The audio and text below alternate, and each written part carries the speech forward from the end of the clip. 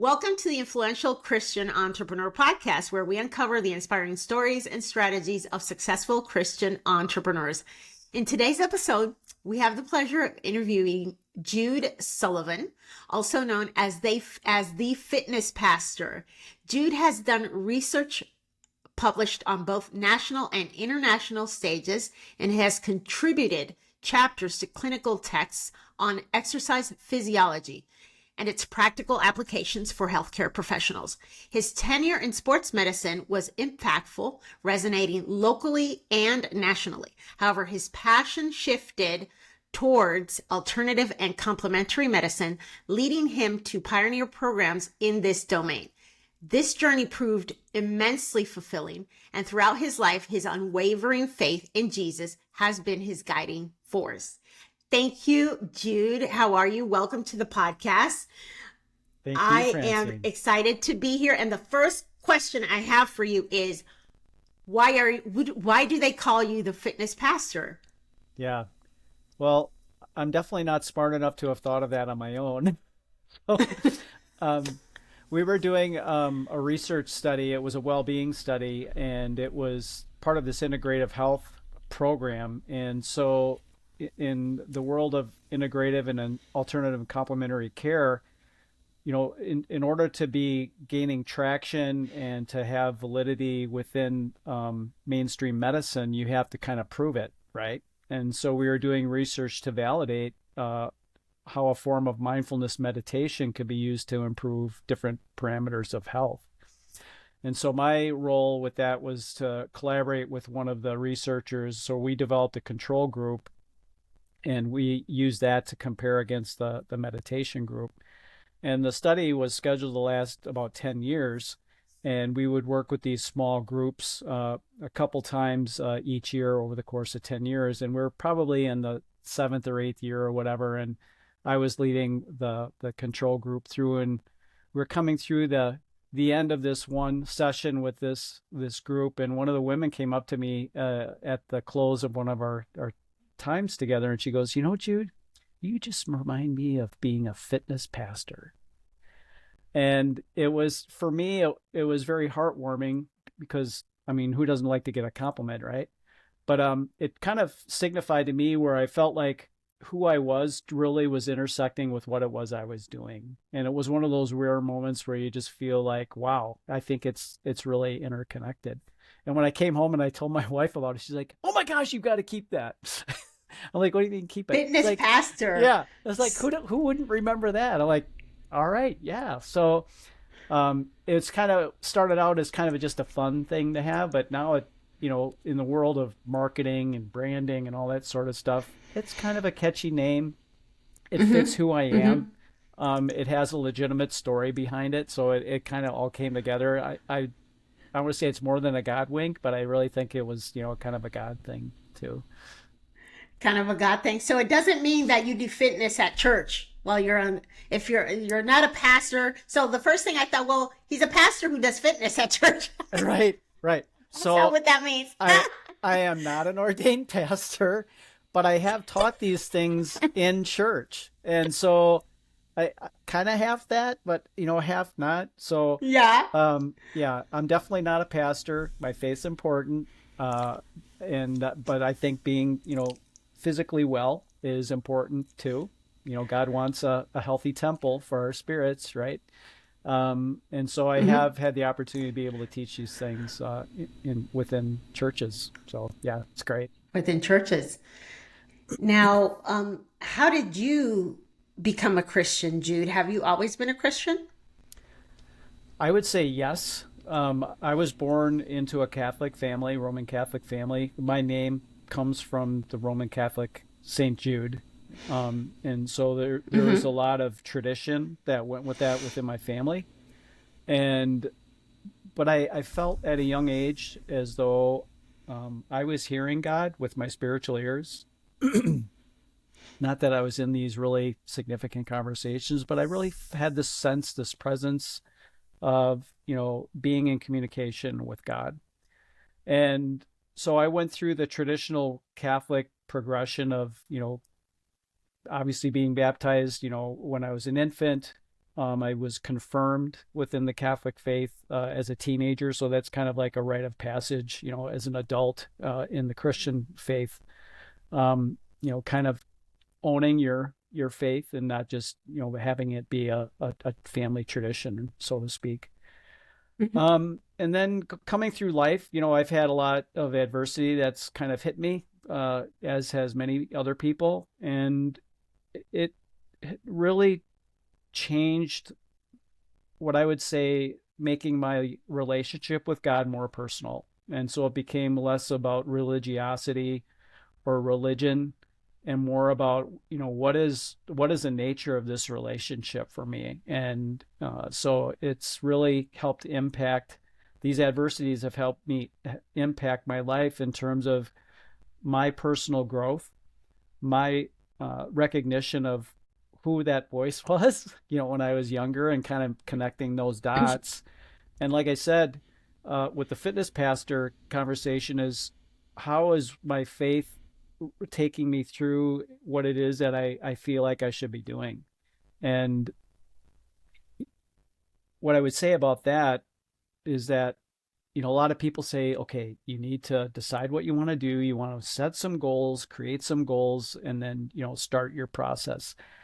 I can't say I've ever done that professionally. I feel like God dropped this here and then this here and then this here. And as I look back, I can see all of these points connecting, but I can't say, yeah, that was me. I decided to do that. That's what I wanted to do. And I created a framework or a structure for it. And so that's kind of where I'm at with it and how my relationship is with it.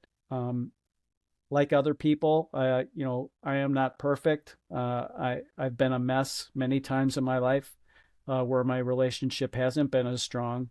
But he's always been there for me. And I recognize that each and every time I whirl myself around, come back and submit myself to the relationship again. And so, yeah, that's where I'm at. Yeah. Are you still practicing Catholic? I'm actually not. So that hurts my mom's heart a little bit. But as I try to let her know, I thank my parents for planting the seed of having a faith. How my expression of that relationship is now is not a part of the Catholic religion. And I'm okay with that. There were some issues that I had to overcome with that, I would say being kind of a Pharisee about things, and, this idea of religiosity, that was definitely a part of my DNA, if you want to use that term. And I had to break that. That was kind of holding me in bondage, which I, see that now, now that I have a freer relationship and I can move freely, with the prodding of the Holy Spirit, not necessarily with people saying, oh, you're a Catholic, you should do this, and then this is a holy day, of obligation. And it's like, well, like rituals and things like that. Exactly. A Pharisee. For those of us in the audience that, because I can't assume that everyone in this listening to this podcast is a Christian or has even read the Bible, because I come from the Catholic faith as well, and I just became what I consider an actual Christian just very, very recently. And we, many times, once we're going with the flow in our faith, we say certain words that people who are not in this faith don't understand, like Pharisee. So what do you mean by you were very much a Pharisee? Okay, so other, I guess, more conventional or mainstream ways of looking at it would be a pastor, from a strict sense, a priest, people who are upholders of the rules, the rule bearers, and the people who would make sure that people understood and knew what the rules were. They would hold people accountable to rules. And it was very a situation where there was a lot of rigidity to it, and where if you stepped out of line, there were consequences for that weren't necessarily related to having a relationship with God, much less with anybody else. In order to have a relationship with anybody, and this is including God, it's a two-way street, right? You can't have a one-directional relationship.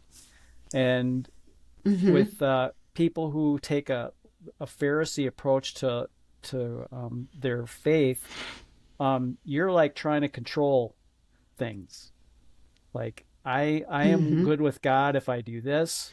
I am good with God when I do this. And that's idolatry in that it's making me God, because I'm saying God, making yourself God. Yeah, I'm saying God will resonate with me or relate to me only when I control what's happening in my circumstances. And absolutely. It's very unhealthy. But it's kind of the way of the world too, right? It's like we try to be self-reliant, self-confident. We control everything we can control. And so that can bleed into every aspect of our life. And the idea of coming to the end of your rope, surrendering, is not, it's not the idea of pulling up your bootstraps, but that's what's required. Yeah. And so, that's what we're called. Pull yourself by your bootstraps. Yeah.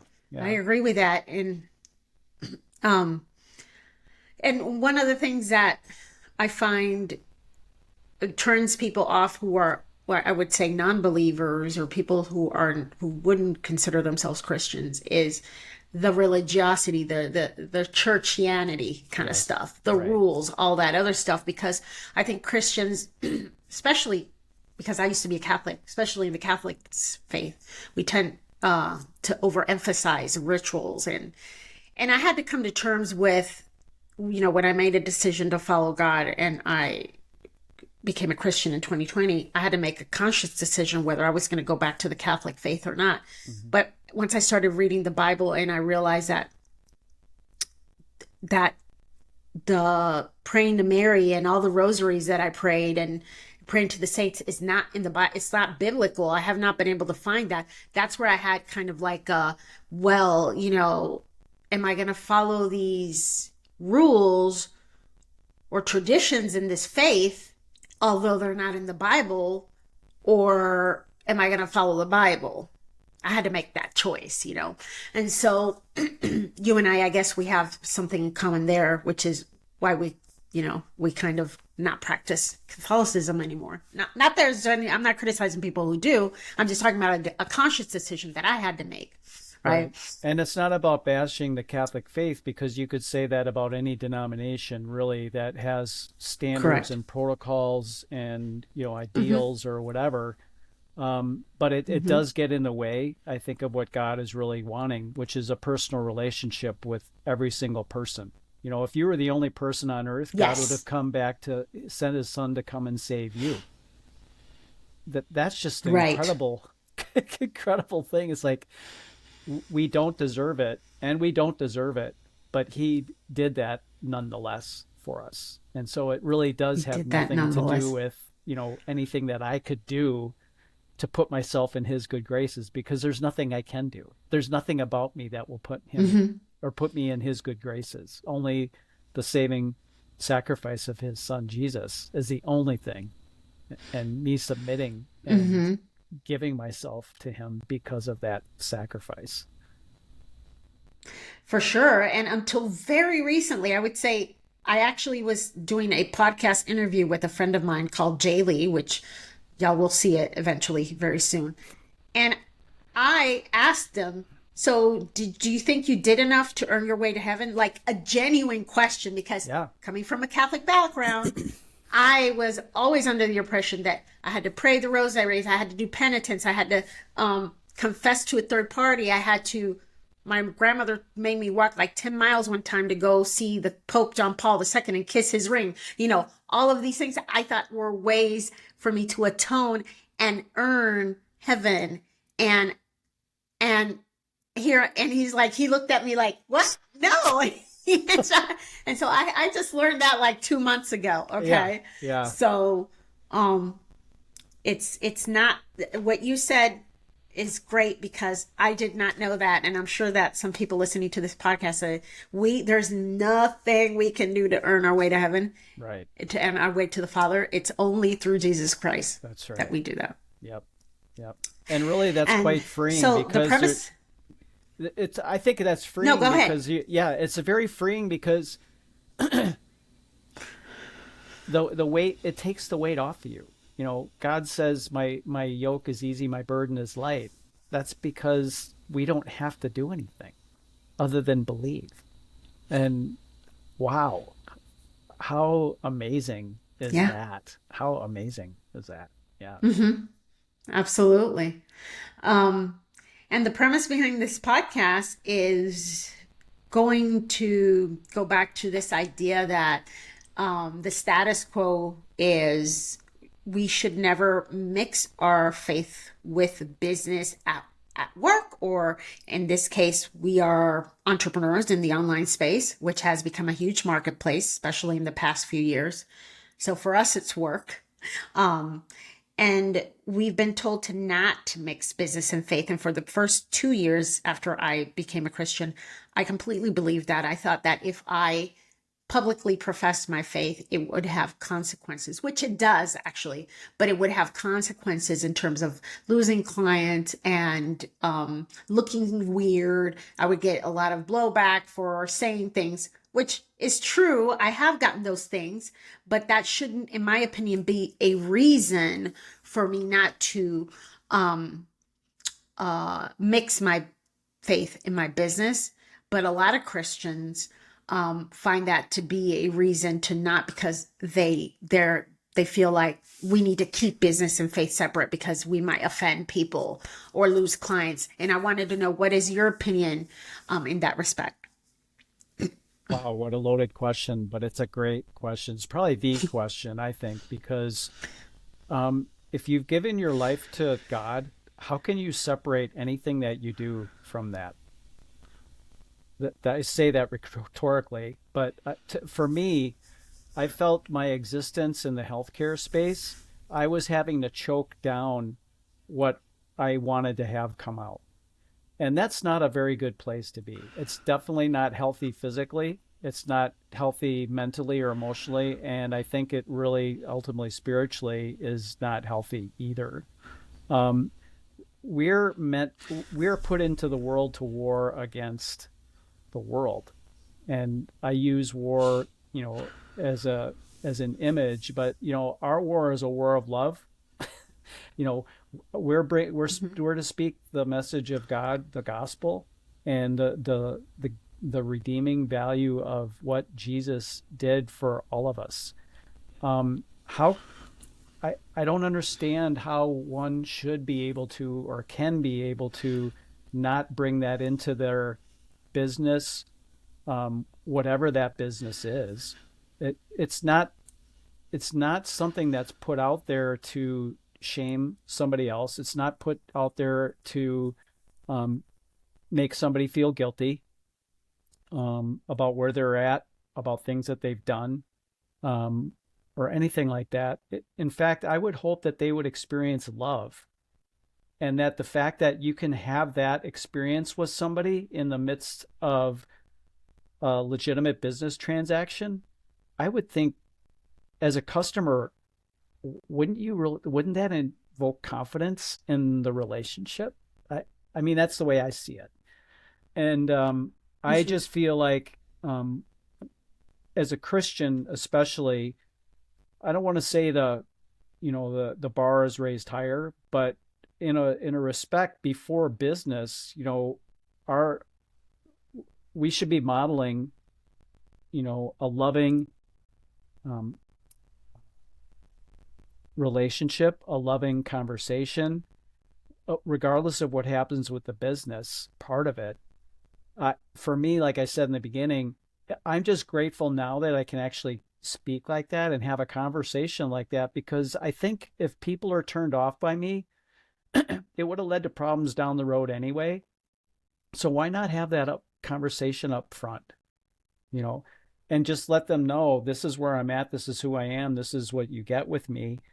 And it's not a take it or leave it proposition, but at least they know, and they're not going to feel like they're Right. getting hijacked, or somebody comes up and bushwhacks them with something that happens weeks or months later. It's with like, a Bible. yeah, exactly. I was like, no, that's not what this is about. I just want you to, I'm being fully transparent. I think people they want to be led, but they also want transparency because they don't want to be fooled. I think so many people have been fooled in business that they're almost ashamed. They don't even want to deal with it anymore because they're ashamed of all the mistakes that they made putting their faith in somebody who lied to them before. So why would I lie about something that's the most important thing in my life when I'm having a conversation with them? And so that's kind of the perspective that I take with them is, you're not going to trust me unless I give you a reason to trust me. And I think being open, honest, and transparent is the really the only way to be able to do that. And it also depends on the approach, right? I mean, there are ways to say things that you can say them in a loving way, in just a matter-of-fact way, or you can be forceful about saying something and try to coerce people. So the approach is everything, I believe, because most people, if they want to work with you, they're not going to really care about what your beliefs are. They just don't want you to force stuff on them, right? And simply saying who you are and what you believe is not in any way forcing things on people. Now, when it comes to your personal brand, is it explicit? Now, I think for you it is, because you say you're the fitness pastor. So if that's not explicit, I really don't know what is. Yeah. So I would say it is. I have skill sets that are pretty broad, but they also go deep. And they're not all based on religion or faith or whatever, although that is a part of me. I'm outstanding working with groups. I'm outstanding coaching individuals. I've done this for decades. So for the brand, so to speak, since that was the nature of your question, I think if nothing else, it just helps people know, oh yeah, that's Jude. I know Jude, he's the fitness pastor, or they don't know me by name, but they know the fitness pastor. But my ability to connect with people, you're not going to, there's not going to be any game playing. And what I mean by that is that you're going to know where you stand with me, because I'm going to be honest with you.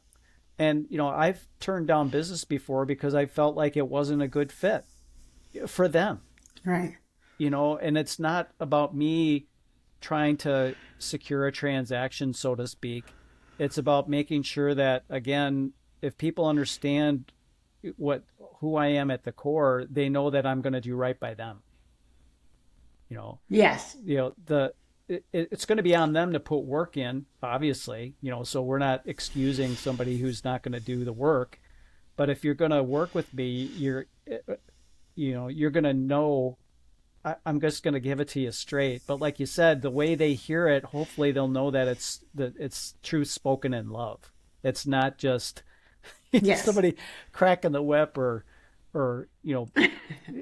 shaming somebody. I've used that word a number of times, but I think, some people, they're very wounded. They're hurt.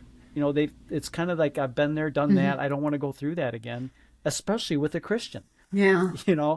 And so I think we have an obligation to kind of turn that on its heels, is to, what is that experience for people really going to be like, whether or not you're going to do business with me, and like I said, if I turn down business, it's not because I don't like the person or they're not a Christian. I work with a lot of people who are not, but at least they know that I'm trying to walk with them in integrity. I don't just see them as a transaction or as a dollar sign or whatever. Businesses are meant to be profitable, no doubt about it. But I think what you're doing is you're saving the consumer, the customer, the client, ache and heartache and pain and dollars that would be ruined or lost down the road if you didn't deal with that honestly up front. So that's kind of where I come from. Up front. Yeah. For sure. Because if someone has a huge problem with it, then they should know enough to not even approach you, or once they get into that first conversation with you, to make it known that that's a big part of you. Although I don't think I've ever met anybody who's ever said that people will just drop them like a hot potato the minute they find out. Usually people will figure that out up front and not work with you if they have such a big problem with it to begin with. But you know, everybody has a different way about going or about things. And I just got off of another podcast interview where the Chris Rickerson, he believes in, we have to be explicit, make it known. And again, that's true. It's just how we do it. And we have to know as Christians that there is a cost to pay. You have to count the cost, you know, of professing your faith and being true to Christ. There is a price to pay. And I've started to learn that once I started becoming saying it out loud and writing it on my social media. And usually people don't have a problem with God, but boy, when I put the name Jesus Christ in some of those, Jesus Christ, when I say Jesus Christ, that's when I even get messages in my DMs. So, but you have to come to a point where pleasing people is not your priority anymore, right? So we all have to get to that point. And so now tell us, Jude, how is it that you work with people? Who is the type of person that you work with, and what is it that you do for them? Yeah. So thanks for that question. So right now, my main emphasis working with people is as a neurostrategist, a coach. So whether it's getting unstuck, you know, whether it's a personal thing, whether it's a business thing, my role is to help people listen to God and know that God's trying to connect with them and that God has a way out for them. So we go through a specific protocol, for lack of a better term for that. But there's a way that we can connect with God, you know, by being still and knowing that God is present, minimizing and reducing the distractions, and then just walking alongside somebody as they go through this process so that they become aware of what is inside of them, that the fact that we are made, all of us are made in God's image, and that He, like I said before, if you were the only person on earth, He would have sent His Son to have that sacrifice for you, just as if He had for, you know, how many billions of people have lived on this earth. And so that's what I do right now. You know, I'm 59 years old, so kind of in my generation, those are the number of people or the types of people that I work with.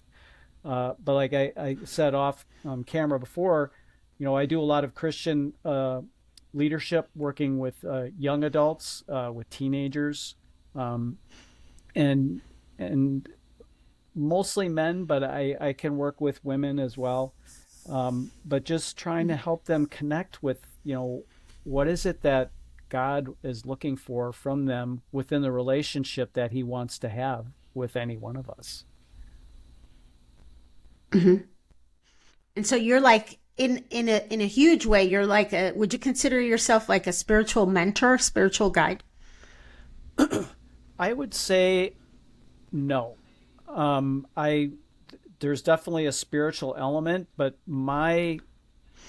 where I come into play is how are you working through whatever the issues are with your life, whether, like I said, you're stuck in a relationship problem, you're stuck with a mindset problem, you're wanting to maybe start a business, or you have a business and you've hit a plateau and you're looking to take the next step, and understanding that God's right there with you and it doesn't have to be all on you.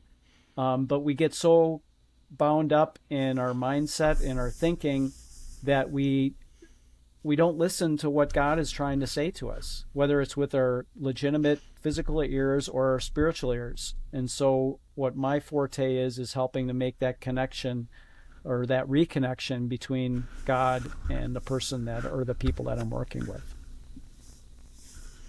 Okay, awesome. And so you work with men and women mostly in your main business with people, I would say, are you a baby boomer or are you Gen X? I'm right on the edge. So, 1964 is when I was born. So I'm right at the edge of that baby boomer generation. But yeah, so Gen So you're X. Gen X. Yeah, yeah, yeah. Yeah, put me in that category. That sounds good. Sounds better, I guess, than boomer, right? Since the young people took boomer and destroyed it. Right. Yeah. They Whatever haven't done it that takes. to us yet. Yeah, whatever it takes. Absolutely, for sure. Wow. So that there you heard it, everybody, here at the influential Christian entrepreneur Jude Sullivan's opinion about how we go about expressing our faith in our business. And as many of you are probably online entrepreneurs, hopefully this give you a better understanding and a different perspective on how you can go about expressing your faith in your business as a Christian entrepreneur. One thing that I wanted to bring up was that Jude brought up that it's a war, and he put it in more loving terms than I would put it, because we are actually right now in 2023 in a spiritual war. And Right. it's important that we all put on the armor of God and be a little bit more on the offensive, right? Because we've kind of taken a seat back for a long time, which is why we are where we are with everything. And so I think the time to just be passive and meek and quiet has long passed. So if that is something, if you are afraid of publicly professing your faith, I would say don't be. Know that there are other people like myself, Jude, and the number of other Christian entrepreneurs that have interviewed on this podcast, that we are building a community. We're building the kingdom, the infrastructure of the kingdom. If you need to find who to connect with, please contact me. My email is hello@francine.sinclair.com. One of the things that I felt very alone when I first became a Christian. It's like, I didn't go to church because I just became a Christian, and I didn't, because we were spending a lot of time online because of the lockdowns and everything else. I couldn't identify who the Christians were, because nobody was saying anything. Everybody was like, shh. And so I say that to say that we should, if you truly consider yourself a Christian, you should not hide your light under a bushel, like they said, like the scriptures say, I believe. So thank you, Jude, for giving us your insight, your point of view on this very important subject. I think part of the reason why this podcast came to life, which I take no credit for, is to bring this to the forefront, because 165 million people have come online in the past 2.5 years to 3 years into the creator economy. So there are more and more people online doing business than ever before. And Jesus, he didn't just stay in the temple talking to people. He went out into the streets, went to where people were. And if we're on the online space, we can't just preach the choir at church or in private. We need to be active in the huge market space that is the online business world, particularly social media, because that's how I came to Christ, through social media, believe it or not. Yeah. And that story for another day. Yeah.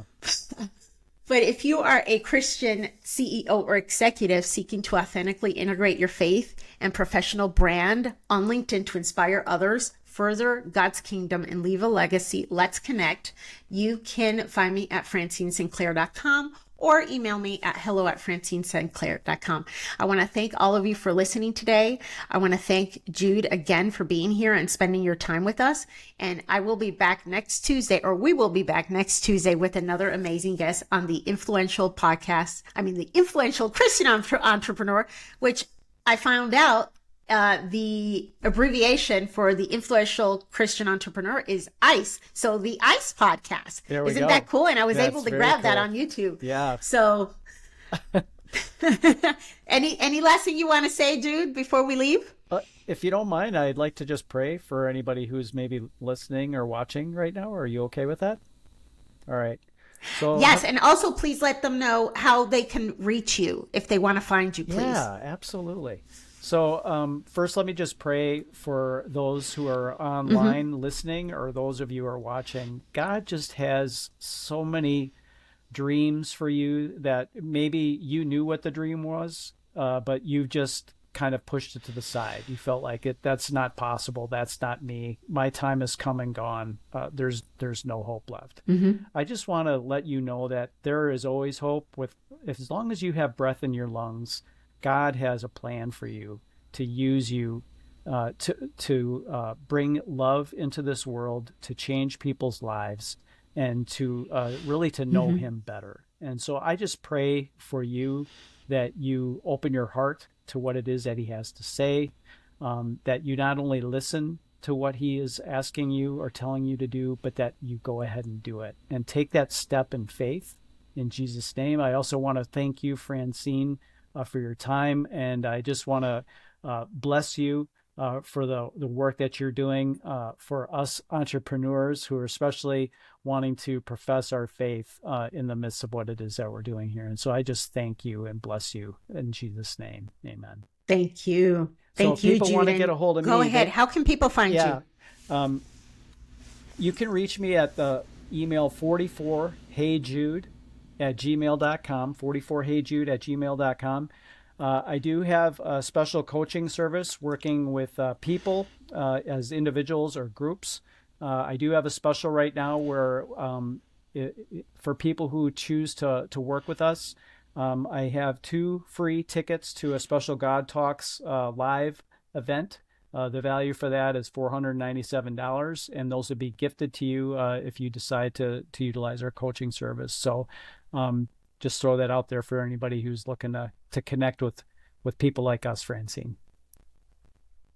Wonderful. And again, that email address is 44heyjude, or did you say Hey Jude 44? 44heyjude@gmail.com. At gmail.com. And also you can find him on Facebook. He's pretty active on Facebook. Are you more active on Facebook or on LinkedIn? I try to play it pretty much even across the board. So Instagram, Facebook, and LinkedIn are the primary areas that you'll find me.